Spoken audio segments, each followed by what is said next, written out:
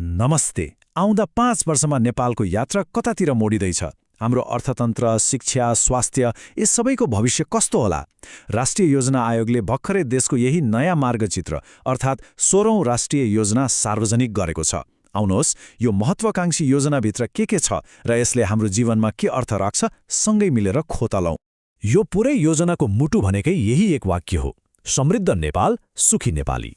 तर यो केवल एउटा नारा मात्रै होइन, यो त एउटा सन्तुलनको वाचा हो। एकातिर देशको आर्थिक प्रगति र पूर्वाधारको समृद्धि छ भने अर्कोतिर हरेक नागरिकको कल्याण र सामाजिक न्यायको सुख छ। यो योजनाले यी दुईलाई सँगसँगै कसरी लिएर जान्छ, आजको हाम्रो चर्चाको केन्द्र यही हो। अब कुनै पनि नयाँ यात्रा सुरु गर्नुभन्दा पहिले हामी अहिले कहाँ उभिएका छौं र पुराना बाटाहरूबाट के सिक्यौं भनेर फर्केर हेर्नु एकदमै जरुरी हुन्छ। त्यसैले सबैभन्दा पहिले नेपालको योजनाबद्ध विकासको इतिहास र त्यसका सिकाइहरूमा एक नजर लगाऊं। नेपालले योजना बनाएर विकास गर्न खोजेको इतिहास झण्डै 7 दशक लामो भइसक्यो। सोच्नुस् त, 2013 सालको पहिलो पञ्चवर्षीय योजनादेखि आजको संघीय गणतन्त्रसम्म देशको हरेक राजनीतिक मोडसँगै विकासका योजनाहरू पनि फेरिँदै आएका छन्। यसले के देखाउँछ भने योजना बनाउने कुरा हाम्रो लागि नौलो होइन, तर हरेक पटक बनाएको योजनालाई सफल बनाउनु चाहिँ साँच्चीकै एउटा चुनौती रहँदै आएको छ। विगतका योजनाहरू, खासगरी 15औं योजनाबाट हामीले केही तितो सत्य सिकेका छौं। हामीले लक्ष्यहरू त ठूलै राख्यौं, तर ती लक्ष्यसम्म पुग्ने कार्यान्वयनको पुल भने सधैँ कमजोर रह्यो। त्यसमाथि कोभिड-19 जस्ता बाहिरी सङ्कटले हाम्रो प्रणालीलाई नराम्ररी हल्लाइदियो। अनि सामाजिक क्षेत्रमा प्रगति देखिए पनि आर्थिक वृद्धिले भने कहिले गति समात्न सकेन। हो, यही अनुभवले नै 16औं योजनालाई अझ यथार्थपरक र कार्यान्वयनमा बढी केन्द्रित हुन दबाब दिएको छ। ल, अब यो 5 वर्ष यात्राको अन्तिम गन्तव्य के हो, त्यसमै केन्द्रित हौं है त। यो परिभाषाले एकदमै प्रश्न पार्छ कि लक्ष्य भनेको देशको आम्दानी बढाउनु मात्रै होइन, यो त हरेक नागरिकको जीवनमा देखिने गरी सुधार ल्याउनु हो, जहाँ सबैले राम्रो शिक्षा, स्वास्थ्य र सम्मानजनक जीवन जिउने बराबर अवसर पाउँछन्। यहाँ त्यो राष्ट्रिय सोचलाई दुईवटा खम्बामा बाँडिएको छ, समृद्धि र सुख। समृद्धि भनेको भौतिक र आर्थिक विकास हो, राम्रा बाटाघाटा, उद्योगधन्दा, रोजगारी। अनि सुख भनेको सामाजिक न्याय, सुरक्षा र स्वच्छ वातावरण हो। यी दुवैको सन्तुलित विकास नै यो योजनाको खास मर्म हो। त्यसो भए आउँदो 5 वर्षको लागि कोरिएको यो बाटो, यो मार्गचित्र कस्तो छ त? यो योजना यी 5वटा एक आपसमा जोडिएका स्तम्भहरूमा टिकेको छ। हेर्नुस् है, पहिले देशको आर्थिक जग बलियो बनाउने, त्यसपछि उत्पादन बढाउने, त्यो उत्पादनका लागि दक्ष र स्वस्थ जनशक्ति तयार पार्ने, अनि यो सबैलाई जोड्नका लागि गुणस्तरीय पूर्वाधार र राम्रो शासन व्यवस्था चाहियो। यी सबै एकसाथ अघि बढे मात्रै देशले काँचुली फेर्न सक्छ। अब यो आँकडालाई अलिकति ध्यान दिएर हेरौँ। योजना सफल हुन चाहिने कुल लगानीको 2/3 भन्दा पनि बढी निजी क्षेत्रबाट आउँछ भन्ने अपेक्षा छ। यो एउटा निकै ठूलो नीतिगत सङ्केत हो। यसको मतलब के हो भने अब सरकार विकासको एक्लो चालक होइन, बरु निजी क्षेत्रलाई लगानी गर्नको लागि सहज वातावरण बनाउने र नियमन गर्ने भूमिकामा बस्दैछ। देशको आर्थिक इन्जिनको ड्राइभिङ सिटमा अब निजी क्षेत्र हुनेछ।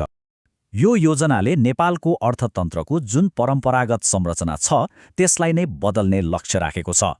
कृषिमाथिको धेरै ठूलो निर्भरताले हामीलाई सधैँ मौसम र बजारको अनिश्चिततामा बाँधिरहेको छ।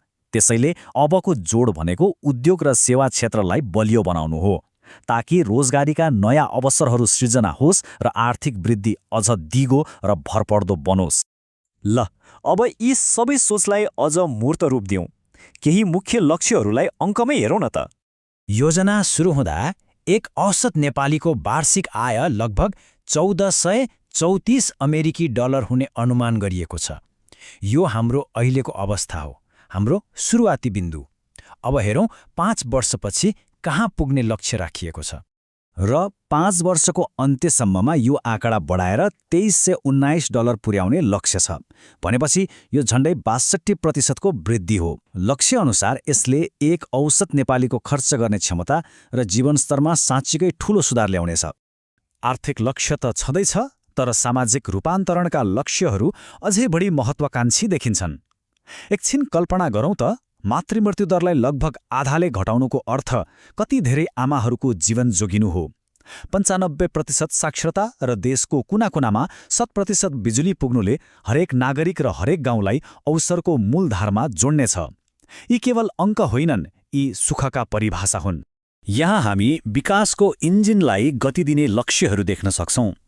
औसत आर्थिक वृद्धिलाई दोब्बरभन्दा बढीले बढाउने लक्ष्य छ र त्यो वृद्धिको आधार के हो त? पूर्वाधार। राष्ट्रिय राजमार्गको सञ्जाललाई झण्डै दोब्बर बनाउने, विद्युत उत्पादनमा एउटा क्रान्ति नै ल्याउने र हरेक विद्यालयलाई इन्टरनेटले जोड्ने लक्ष्यले उद्योग, व्यापार र शिक्षाका लागि नयाँ ढोकाहरू खोल्नेछन्।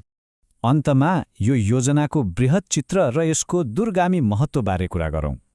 यो योजना लागू हुने समय आफैमा एकदमै महत्त्वपूर्ण छ, किनभने सन् 2026मा नेपाल संयुक्त राष्ट्र सङ्घको अति कम विकसित देशको सूचीबाट विकासशील देशमा स्तरोन्नति हुँदैछ। यो हाम्रो लागि राष्ट्रिय गौरवको क्षण हो, तर यसको अर्को पाटो पनि छ। हामीले पाउँदै आएका केही अन्तर्राष्ट्रिय व्यापार सुविधाहरू र सहुलियतपूर्ण ऋणहरू अब नपाइन सक्छन्। त्यसैले यो योजनाले हामीलाई त्यो नयाँ आर्थिक यथार्थको लागि तयार पार्ने जिम्मेवारी पनि बोकेको छ। त्यसैले यो 5 वर्षीय योजना केवल आउँदा 5 वर्षको लागि मात्रै होइन, यो त एउटा न्यायपूर्ण, सुशासित र दिगो समाजको जग बसाल्ने एउटा प्रयास हो। यसमा गरिने हरेक कामले भविष्यको नेपालको आधारशिला तयार पार्नेछ, जहाँ समृद्धि र सुख साँच्चीकै सँगसँगै हिँड्न सकोस्। यो राष्ट्रिय सपनालाई कागजबाट वास्तविकतामा बदल्न सरकारको एक्लो प्रयासले मात्रै पुग्दैन। यसमा हामी सबैको सामूहिक प्रयास चाहिन्छ। त्यसैले अन्त्यमा एउटा प्रश्न छोडेर जाँदैछु। यो महत्त्वाकांक्षी यात्रालाई सफल बनाउन एक नागरिकको हिसाबले हाम्रो भूमिका के हुन सक्छ? एकछिन सोचौँ है।